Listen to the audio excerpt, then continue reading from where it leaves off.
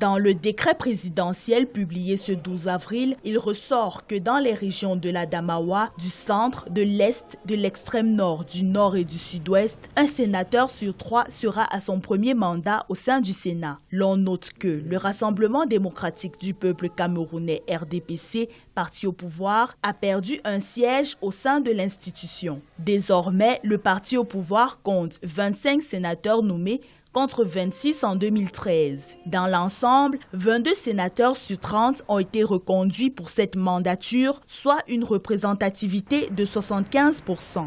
Nous avons donc en réalité un Sénat qui est une Assemblée nationale bis, qui au lieu de traiter des questions qui concernent le vécu quotidien des populations, a pour essentiel, comme rôle, participer à l'élaboration et à l'adoption de la loi. Donc de ce point de vue, quels que soient les sénateurs qu'on va placer, qu'on va nommer, qu'on va désigner, tant que cette défaillance structurelle, institutionnelle et ontologique du Sénat ne sera pas réparée, il ne faut pas s'attendre à grand-chose. Le nouveau Sénat sera également plus riche en termes de représentativité politique. En effet, 7 partis politiques vont siéger au sein de la Chambre haute du Parlement camerounais contre 6 dans l'ancien Sénat. Le nouveau venu cette année est l'Union des populations du Cameroun UPC qui va occuper un siège dans le sud-ouest. Reste toutefois que les sièges dévolus à l'opposition sont majoritairement ceux de suppléants.